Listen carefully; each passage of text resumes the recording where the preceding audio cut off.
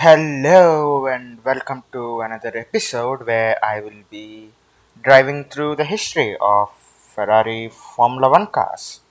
We'll go through a historical journey where I will be driving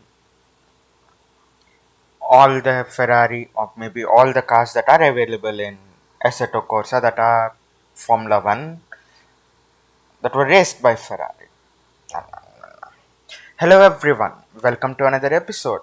Now I will be driving.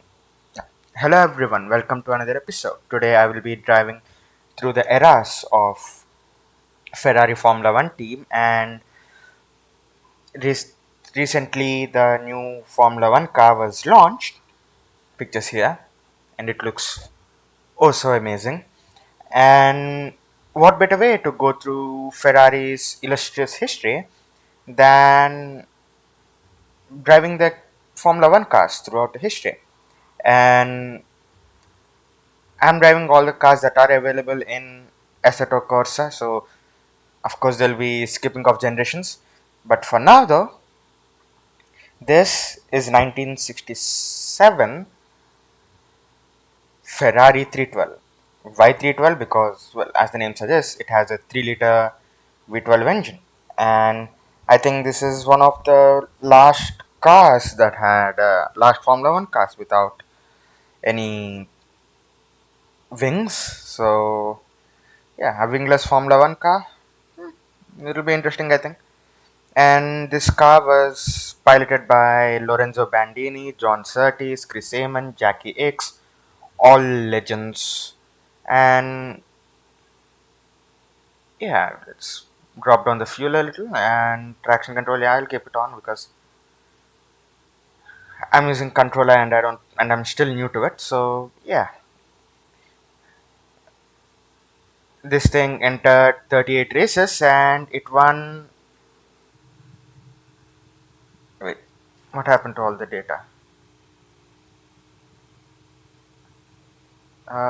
Gears. Yeah, there you go, gears. I don't know what happened to all the data. Anyways, gears, pedals, yeah, sure, pedal data. Of course, you need that. Uh, Essentials? Nah, we don't need that. Leaderboard, yes. Laps and timer, yes, of course. Performance delta, nah, it's okay. Uh, Time of day, track description, why not? Driving around Monza, and maybe for the next one, I will shift to. Oh, this is desktop too, it seems. I see. Okay, well, for the next few cars, I will move to Imola because, well, it is named for Enzo Ferrari Autodromo. So, yeah, I forgot the full name. So, anyways, and this car entered in 38 races, 3 wins, 7 poles, and 3 fastest laps. So, oh, yeah, sounds amazing. So, this year was the time when Lorenzo Bandini had his awful crash in Monaco, where he crashed under.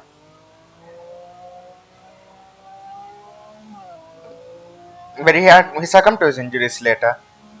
So this car killed Lorenzo Bandini, and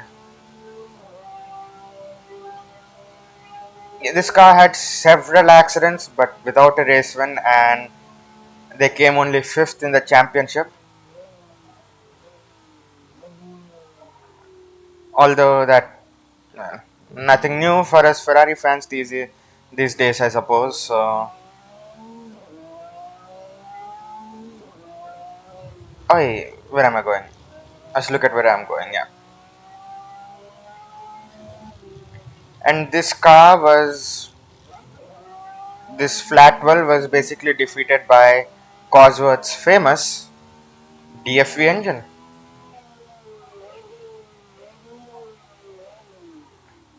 It debuted with Lotus 49, and it stayed there for 15 years, and yeah, it did dominate Formula 1 for quite a while. And this 67 car specifically hasn't won any races, so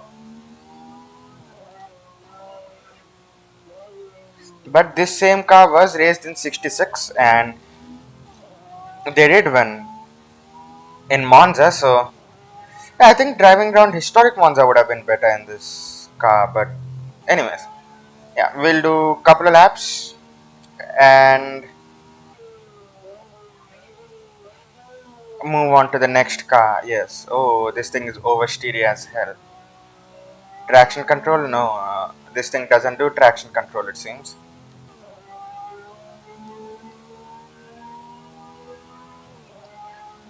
But this thing sounds amazing though. Let's start braking.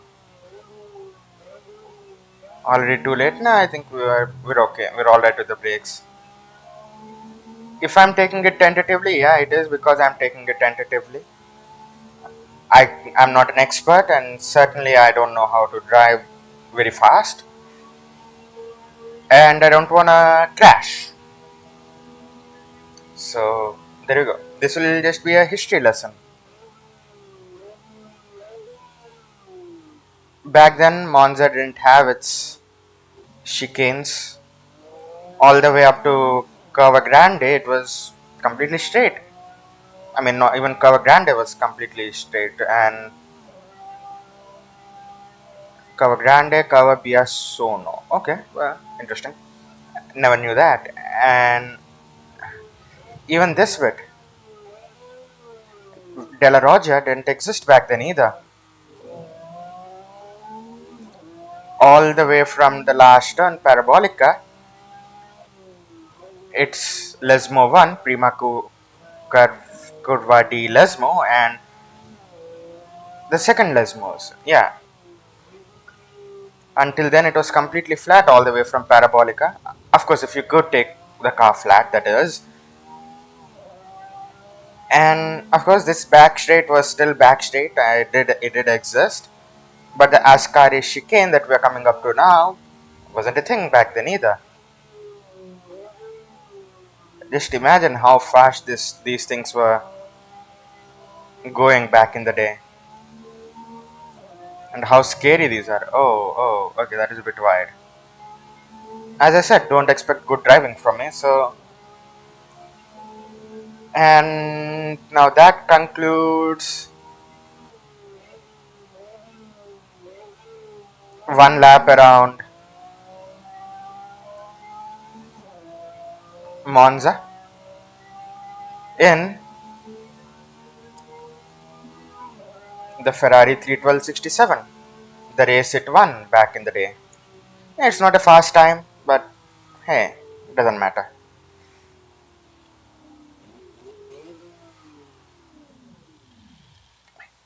Now, let's begin with the next car that is available in the game. I think that is the ex Niki Lauda car. So, see you then. So, welcome everyone. Welcome back to Ferrari 312T this time. The ex Niki Lauda 1974 car, and yeah, we are in Mugello, and this thing now, of course, presents with wings and whatnot. And yeah, this was an evolution of the 312B3, which was raced in the prior season, and it was quite bad. So they had to change it up for the new 312T version, and this 312T entered 89 races between 74 and 81 seasons, and it has won 27 races, 61 podiums, got 19 poles, its fastest laps 25, and it also won championship in 1975. It was introduced midway through 1974, and yeah, of course I could have driven this car. This is the 74 version, but 75 version around Nürburgring, but I think that will be quite insensitive of me to do that. So Yeah, we can worry about Nürburgring later because I don't want to do any Nürburgring laps right now. So, and Ferrari were amazing back in the day. They were actually, and however, the 1975 season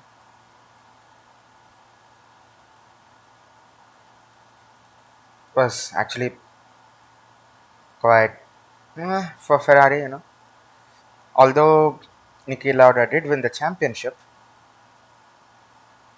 it was mostly the initial few races were dominated by McLaren, Brabham, and Tiddles until Monaco, where Niki Lauda did start to win, and he won Monaco, Spa, Sweden, Dutch, French Grand Prix, and then the last half of the championship he basically dominated. So there you go. And for today, I'll be driving this car. It is a bit of a monster, and anyways, this has around 500 something horsepower, I think. Yeah, and it is a just like the previous car, 312 T. So 3-liter 12-cylinder engine. The T stands for transverse mounted gearbox, which was quite new back in the day, and this transverse mounted gearbox is actually quite important because it is one of the things that actually made this thing quite agile. With a low polar moment of inertia, it was more willing to rotate in the turns, make it understeered less, and actually handle like a Formula One car. And it's an all aluminum construction. And yeah, I think that's enough with history. Let's begin driving.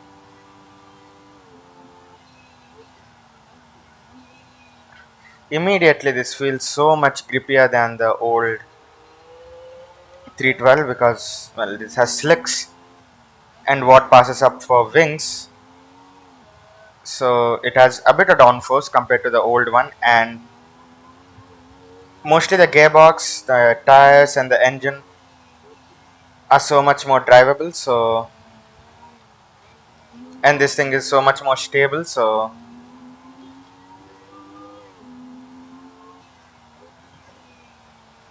oh yeah, oh, okay. So this isn't flat, unlike the modern F1 cars. So,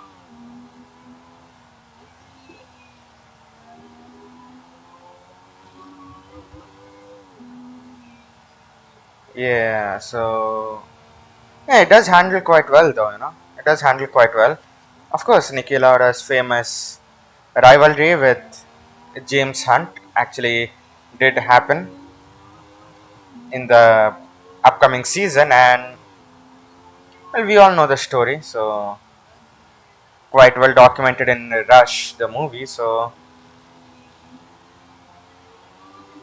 I don't think I need to go much into the history of that. But this thing, well, I like the way this thing handles. This thing actually turns into a corner, and of course I'm not driving it at the absolute limit of its grip because I'm not that good yet. But the speed of this thing is good enough for me. Something I can manage on a controller. Of course, it is much slower than modern Formula One cars, and it would be foolish of me to expect it to be faster. But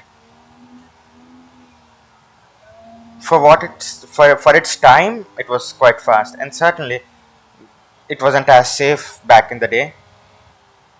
Big runoffs, strong carbon fiber construction, all of those things weren't a norm. Carbon fiber was actually started by McLaren back in 81, I think, the first carbon fiber car. So, yeah, 81, 82, I forgot which one.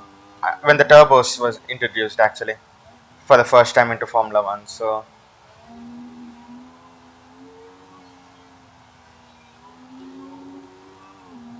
Okay, I'm going slower than the original Ghost lap, so that is a bit sad. Oh, okay. I think that's it. I suppose there's not a lot to go around about this car. I mean, there is a lot of.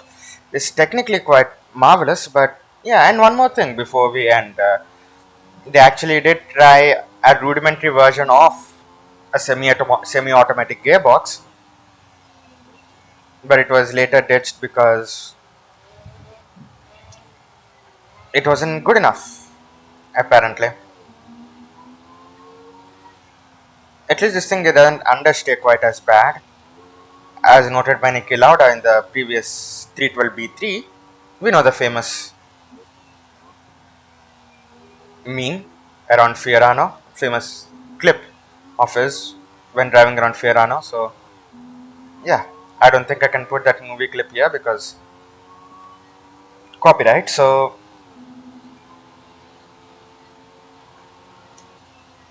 yeah, a bit slower, but hey, this is not a race and this is not a time trial, and I'm not planning on pushing them to the absolute limits.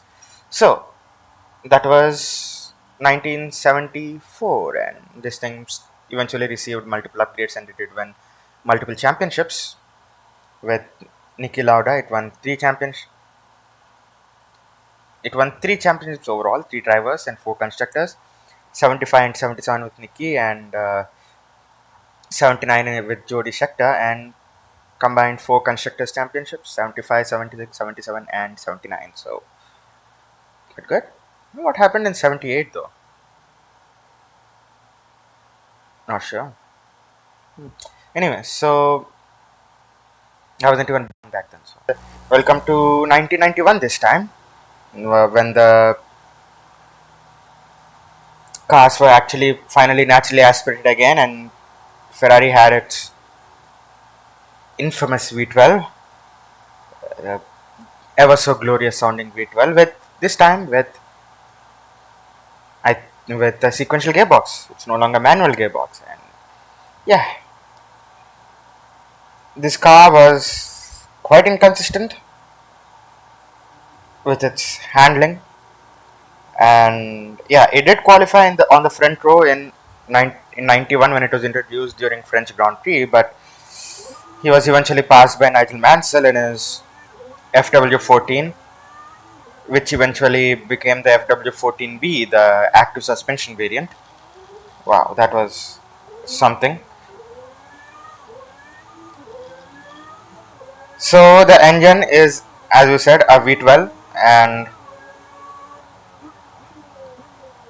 3.5 liter V12, produced around 700 horsepower, and it didn't weigh much. But let's listen to the sound of this thing first.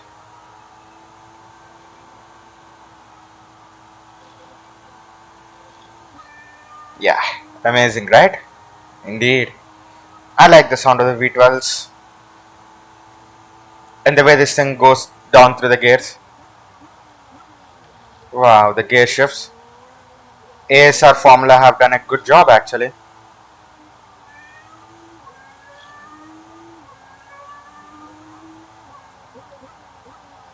Oh yeah, I like the sound of this thing. And Alan Prost described this as handling like a truck. Apparently, truck was easier to handle than this. And well, I don't know, it drives quite well. I don't know.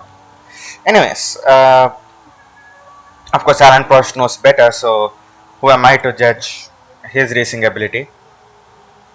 And yeah, this thing was infamous for its sequential gearbox and its amazing V12. But it did have handling issues because of data correlation problems, which we are all too familiar during 17, 18, 19, 20, even 15 and 16 Formula 1. Maybe not 15, but 16, yeah. From 16 onwards. Something we are also familiar as a Tifosi.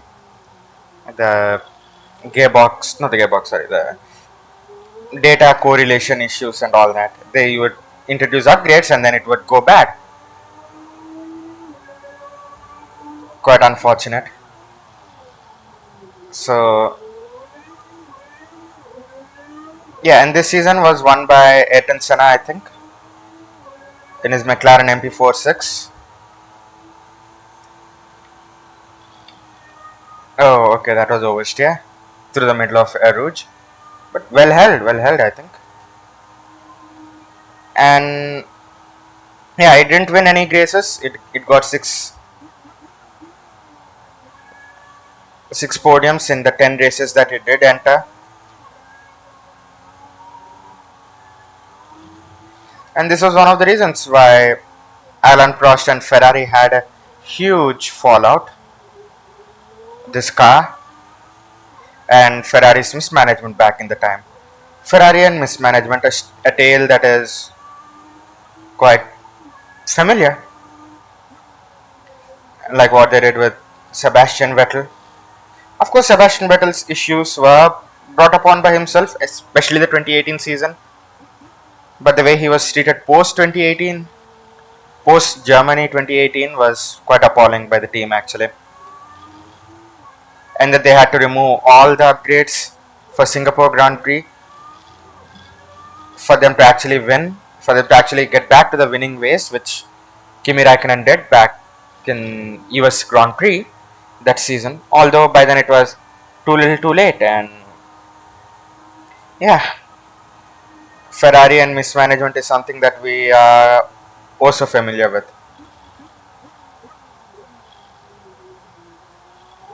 Well, if anything, even if this thing was slow, at least it sounded amazing. So I think we can let it off for that, can't we? And so that concludes Ferrari 643, and see you all for the famous. Okay, so welcome to a very loud Ferrari this time. It is the F2004, the infamous F2004, but this time with traction control. So yeah, and I'll set it to 2. Why not? Wing, let's drop all the wing because this is Monza. We don't have to drop too much wing either because this thing has 950 horsepower, weighs nothing, and yeah, it was driven by none other than Michael Schumacher. When people say dominance, this is what they mean. The utter dominance by this car.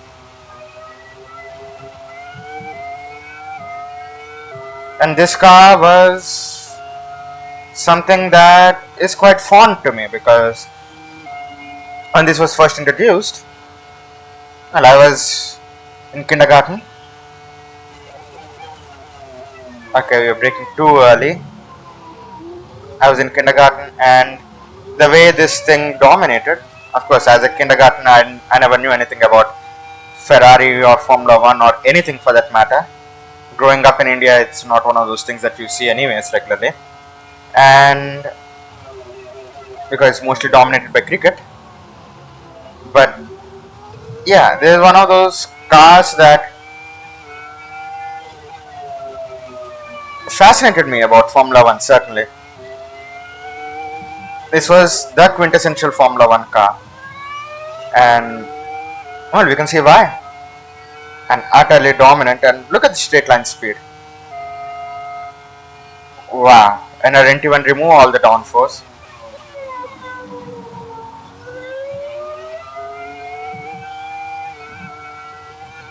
Of course, it handles amazingly well. Well, I'm doing a botched job of it, but yeah, this is the 950 horsepower, the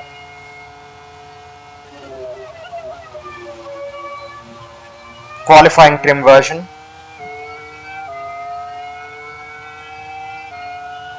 So yeah, let's go for a flying lap now.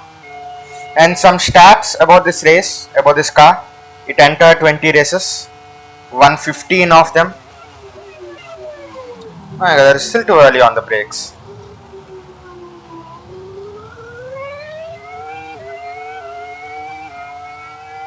Yeah, won 15 of them, 15 out of 20 races it entered, and it took Michael Schumacher to a championship in Spa. You know what? Speaking of Spa, I'll drive this thing around Spa. See you then. And okay, now we are back at Spa, and this is exactly where I wanted to be with this car. And this is the race where Michael Schumacher won his race. And as I was saying, I was a fan of Ferrari because, well, just like they did back in the early years, were dominant.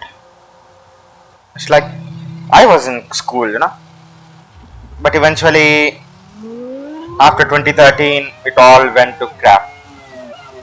And during this time, well, at least in kindergarten, you know how competitive Indian schools are, and I was the smartest kid in my class and got and scored the highest in every single exam. So yeah, one of those ways, how Ferrari's Formula One history from 2000 is quite close to how it was for me. My life was for most of the early years of until now, at least, even until now, it quite did follow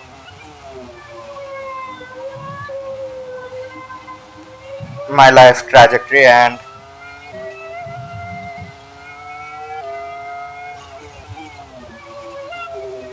yeah, of course, anyways, enough about me. And this car was also a part of the infamous Austria scandal. No, I think it was. I think that was 2002. Okay, well, now man. And this car set immense records, and Michael Schumacher won 13 races in this car, which was I think only interrupted because of Michael's crash in Monaco with the Williams. Forgot which Williams it was. So yeah, of course. However, this success didn't last long. 2005 season, we all know how that went.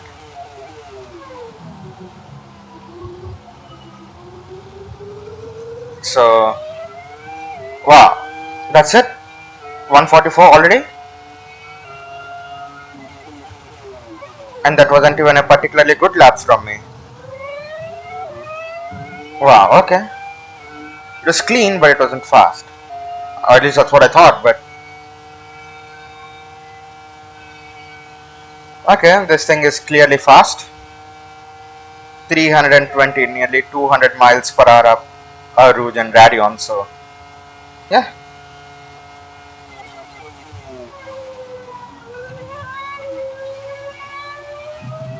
designed by the infamous famous Aldo Costa, and the same Aldo Costa who designed most of the Mercedes cars.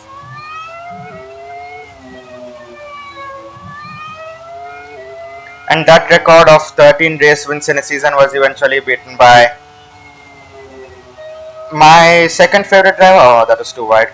My second favorite driver since Michael, Seb Vettel, and back in 2013. So that was quite good. By that time, of course, I was quite well familiarized with Formula One. I was into Formula One a lot, and yeah, Formula One cars, racing. Yeah, so had I taken poo on better, I think I would have beaten my personal best ghost lap time. So, okay, downshift protection, yeah, whatever.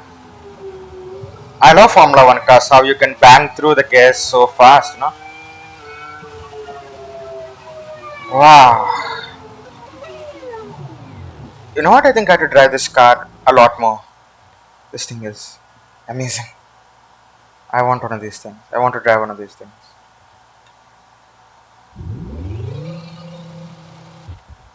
Of course, not in real life. I can't because. So yeah. Now This was one of the very few times Ferrari actually, one of the very last times when Ferrari actually won a championship. They won after this. They won in 2007 and 2008, and ever since then they have been quite sad. So welcome to 2013. One of the very I don't remember this year fondly, anyways. It's not the best year of my life, and just like it wasn't for Ferrari at that time. And yeah, we are now in Barcelona, where the one of the only two races this car has ever won in the hands of Fernando Alonso. I don't care about Fernando Alonso all that much. He's well, I'm biased. I like Seb Vettel, so there we are. Uh, and yeah, this is the last year when Formula One would use V8s. So we have curse, we have everything. So yeah, let's begin. When I bought Assetto Corsa back in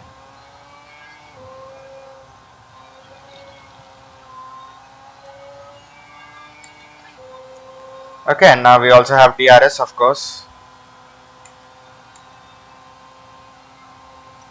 and that's most of the juice gone. Fernando had an amazing start this race from fifth place, and yeah, contrary to what people say, I don't understand the hype behind Alonso. He did well when most of his life was completely hypotheticals, and yeah, okay, fine, he did compete for championships in 2010 and 2012 against Vettel, but then again, the Red Bull of 2010 had its own fair share of reliability issues, and so did it. So it did in 2012 as well, and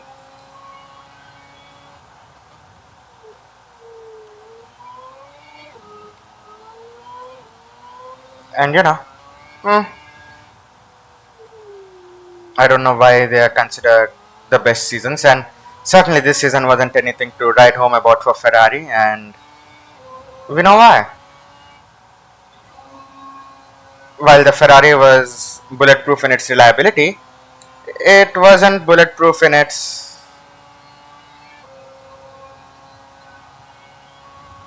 aero capabilities, certainly. Of course, this time the team principal was Stefano Domenicali, and Ross Brawn departed, John Todd departed from the team rather, and Ferrari went to Grappers since, and then we had Maurizio Arrivabene back in 2015, and until 2018 he was good, mid 2018 at least. I think Maurizio should have stayed.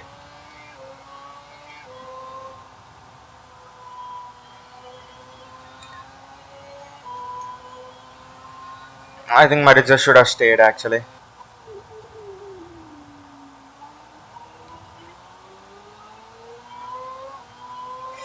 And as you can see, these cars are much slower than what they used to be when they were wider and bigger. But then again, this is mostly due to Ferrari being quite incompetent with their cars.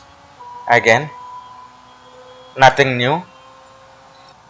And that concludes another lap with the final V8 iteration of the car, and not much to say really. It has won in China again, so there is that. And now let's go to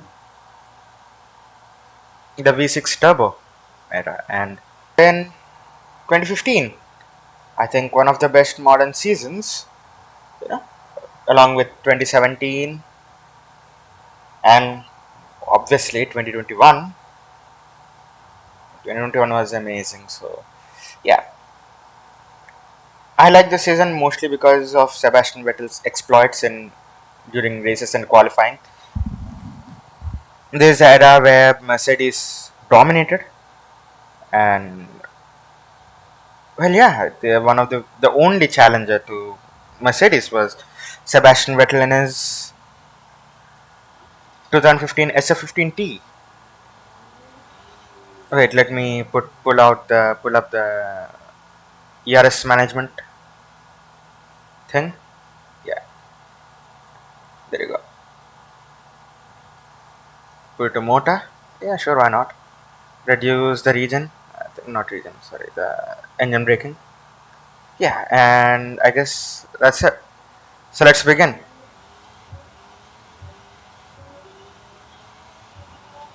This race again, the second race of the season. Oh, okay. I think I forgot this. I'm in Silverstone. Why did I drop the downforce? Yeah. Okay. Damn. Yeah. The Silverstone, not Monza. How did I forget? So let me increase aero and fuel. Yeah. Yeah. So there we are. Designed by James Allison, who left after this season, who left Ferrari after this season, which was a mistake in my opinion. He should have stayed.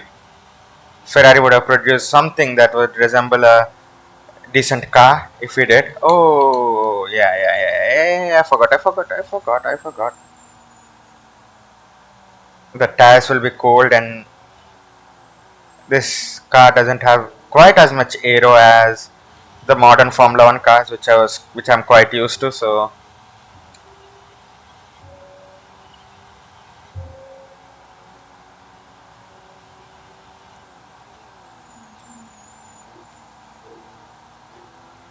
there we are. This car obviously won in Malaysia, the very second race, challenged Lewis Hamilton, and oh yeah, and Sebastian Vettel dominated basically. I like it. I like this season. Of course, he went on to win Hungarian Grand Prix the weekend no, the weekend prior to that, Jules Bianchi succumbed to his awful injuries from 2014, and who would have been with Seb Vettel, no doubt, I think, back in 2016. Or maybe he would have stuck around and certainly he would have partnered Charles Leclerc. Or yeah, he was good, wasn't he, Jules Bianchi? And also that highlights how far F1 has actually come with its safety. Is that such incidents are quite rare. Oh, okay. What's with the rear end of this thing? You know what? I think I need to dial in more downforce. This is not enough downforce, rear downforce at least. So let's try again. So Sebastian Vettel won Malaysia. He dominated Malaysia, just like the old days. Coming fresh off of a defeat from Danny Ricciardo, and people almost wrote him off that time. But he proved everyone wrong with his 2015 season. Especially his qualifying was amazing this season. And yeah, not much to say really. Sebastian Vettel's debut Ferrari season and came with chock full of hope to emulate his hero, Michael Schumacher, but it didn't happen, which I'm still quite salty about, which I'm still quite upset about. And in the modern cars, this would have been flat out, completely flat out, but now I had to take a huge lift and I still turned in too late. So in the modern cars, you can get away with a bit of a mistake, but These cars, no way. They were narrow, they didn't have enough aero, they didn't have enough grip, and yeah. Speaking of Silverstone Grand Prix, I think this was the race where Sebastian Vettel suffered his puncture. Did he? I forgot what happened in 2015 because, well, it's been quite a while and a lot of life has happened since then for me to remember most of what's happened in Formula One. So, oh yeah, now that's better. Tires are nicely up to temperature now. Too early on the brakes again. Wow. Okay. I shouldn't forget I'm driving a Formula One car. They can stop. How am I still slower than my previous flying lap? I don't know. Okay. I think I dialed in too much downforce. This thing isn't even getting up to. Aye, aye, aye, aye, aye. Okay. I haven't done much justice to this car. I haven't done any justice to Sebastian Vettel. He won in Singapore, of course. Even with the safety cars, he still dominated the race. So, yeah. Oh, wait, the safety car thing was 2013. But, so regardless, that insane pole lap, the first pole lap that was non Mercedes since 2014. So, wow. And then people say Sebastian doesn't know how to drive. Really? He knows how to drive. Oh, yeah, he does. Of course, he's prone to making errors, but I don't understand the hate that he gets. He doesn't come under conversations when talking about great champions. Mostly because of the insane propaganda the media ran back in the day. Because a Briton winning, sorry, a German winning all the races. Oh, that's quite impossible, isn't it? And the media is quite dominated by British, so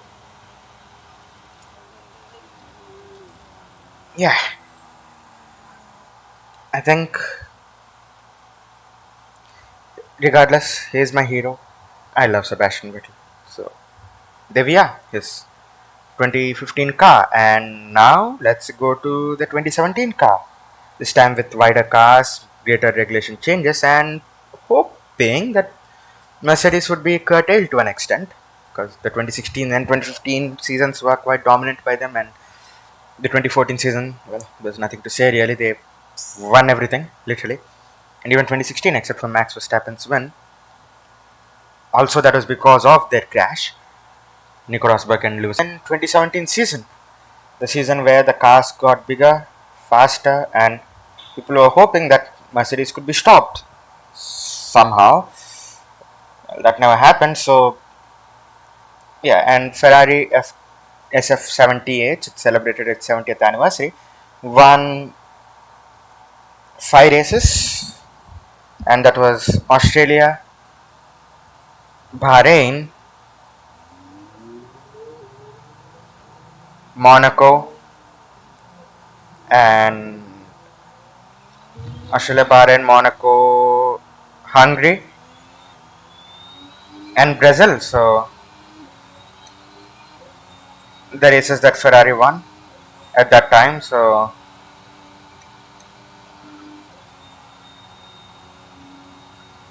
this season was quite amazing, actually. Amazing to witness, except for Ferrari blowing up in the final few races of the season. And Sebastian Vettel had an insane qualifying record this year. He never qualified out of top three. I mean, he did qualify out of top three, but his average qualifying position was second, I think, second 2 point something. So, yeah, he was quite good this season.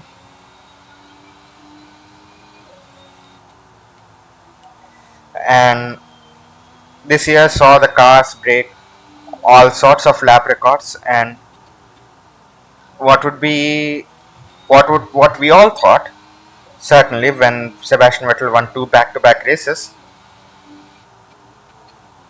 would be the resurgence. of Sebastian Vettel and Ferrari and their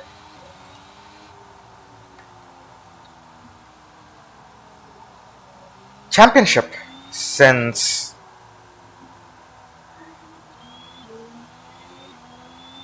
2018, but alas, that never happened. The season started off amazingly well for Ferrari.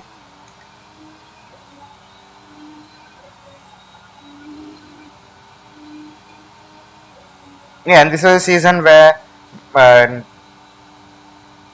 Rosberg was replaced by Valtteri Bottas because Rosberg retired the previous season after winning his one and only championship by defeating Lewis Hamilton. And oh, okay, wait a second. I'll restart this lap. I'll restart this lap. And 2017 season, yeah, it could have been Ferrari's season, but it wasn't.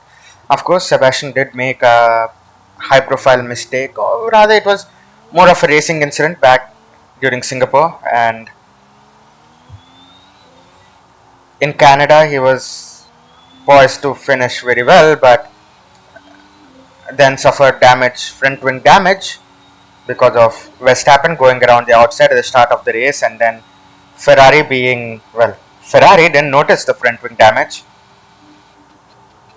and they pitted him after the safety car period, which relegated him to the last place. And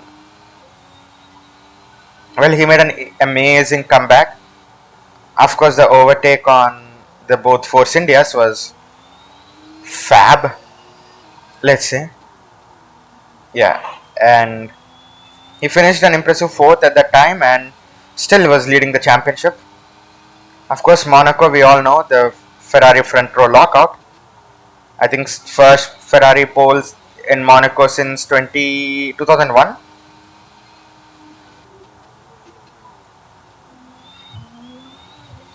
So yeah, and that race, of course, Kimi Raikkonen did take the pole position, but he was eventually overtaken by Sebastian Vettel during the pit stop phase, and he went on to win the race. So yeah, that was amazing actually. And the car was lacking in straight line speed, sorely lacking in straight line speed actually, and that was one of the reasons why it lost to Mercedes. It just couldn't keep pace with the car, with Mercedes. That was well evidenced in Spa when Sebastian Vettel couldn't overtake Mercedes and Lewis Hamilton once he came out of the tow, which wasn't the case the next year. But yeah, at that time, yeah, one of the very few cars that actually I did like this car. You know, it was pretty. It was yeah, it did look good actually. Even if people say it didn't, but it does look amazing, and it was aggressive. It had all sorts of innovations. Yeah, but it never worked out, sadly.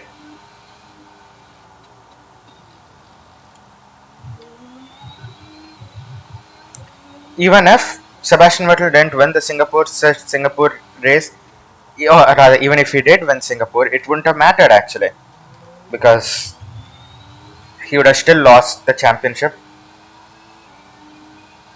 Well, he the races that he could have won since Japan, he DNF'd, and then he DNF'd from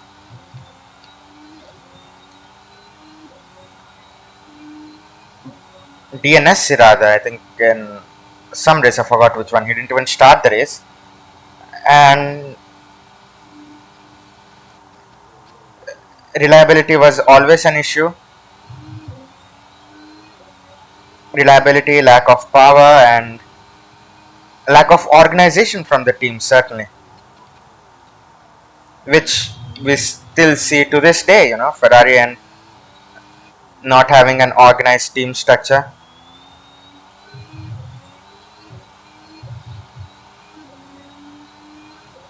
Still, the fact that Sebastian Vettel managed to drag this car to places that it did was amazing. Of course, the last win of this car was Brazil, and after that came the 2018 season. I don't have a mod for 2018 cars, so well 2018, 2019 or 2020 I do have 2020 mod, but that is W11, and I don't think there is anything to say about 2020 season. 2018 was an evolution of this car, and it should have won the championship. It didn't, or rather, it couldn't either because of its development issues. And you know, it is what it is, I suppose. You win some and you lose some, but certainly Ferrari actually did okay. I think even if they didn't make those mistakes, I think they would have done better. And so that's it, really. There's not a lot to say about this car. He finished P2 in the championship, and Ferrari took runners up in the Constructors' Championship. Fun fact, Sebastian Vettel has the most number of P2s in a championship. It is sad. To be fair, should have won more, but yeah. Anyways, now let's get to the modern era, the 2022 and 2023 cars. The ground. So now we are back with the ground effect cars, the modern era, and of course I'm running RSS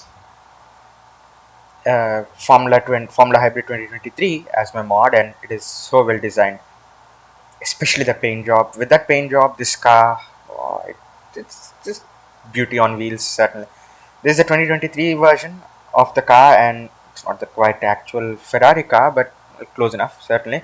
And 2022, the SF23 and SF2022. So not the SF22, it was the F175, and yeah, we are running on ultra soft tires around Mugello.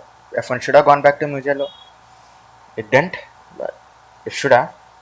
And so, yeah, this season, well, again, it brought upon a lot of expectations for me, at least. They did well in preseason testing, and I thought they were about to win. They can actually genuinely win the championship, because I don't think, certainly they had the most powerful engine, Ferrari, and Red Bull were yet to figure out their car, and Ferrari had insane setup capabilities, but it did suffer from porpoising early on. But you know what?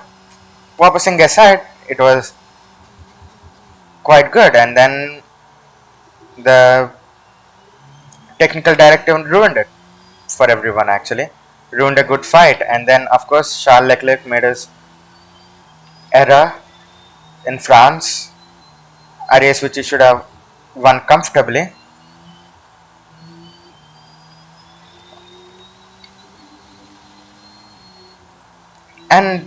And let's not even talk about Ferrari's strategies. Ooh, I could start this better sitting in my room, while studying for medicine. But Ferrari didn't quite manage it, and Max Verstappen won his second championship this season. What could have been a great fight between Charles Leclerc and Max Verstappen turned out to be a bit of a bummer of a season later on.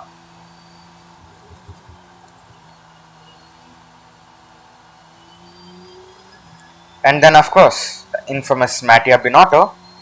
I don't know why Ferrari even decided to promote him to the team principal, anyways. He was awful as a team principal. I'm glad they replaced him with Fred Vasseur, and of course, the SF23, the 2023 car was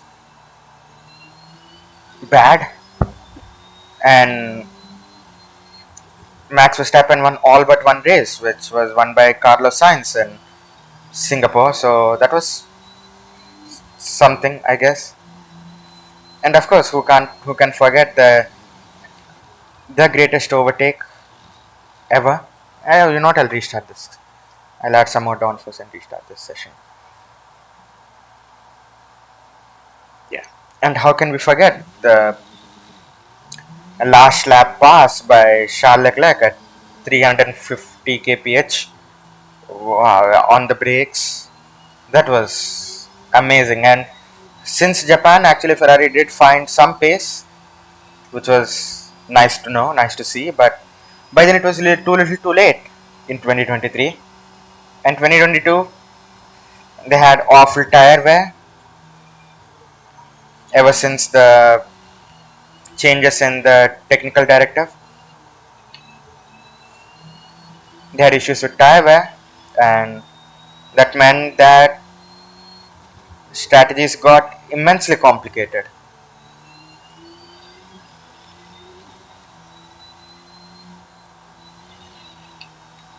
Charles Leclerc did qualify really well though in all of these cars. His qualifying record has been quite impeccable actually. I think after Schumacher and Vettel and Raikkonen, he is my favorite driver, Charles Leclerc, and I want him to win this year, but we don't know yet. The car certainly does look wow, better than all the carbon fiber monstrosities we have quite gotten used to. It just looks colorful. Yeah, of course it is red, but then again, it's still more color than what most cars will have on the grid anyway. So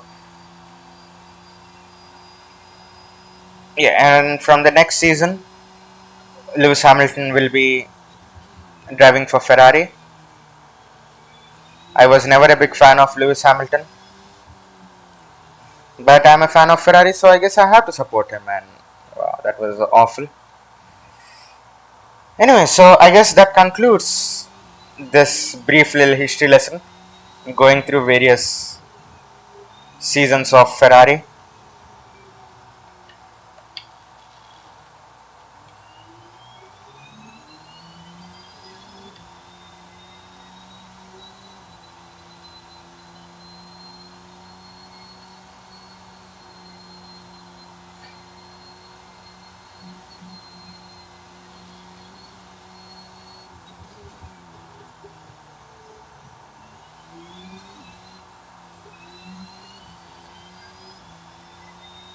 Well, after that little sound bite, I guess it is sound experience rather. I think it's time to say goodbye and subscribe to my YouTube channel for more. And of course, as I get better with my controller, the faster I will get certainly, and I think that will be good.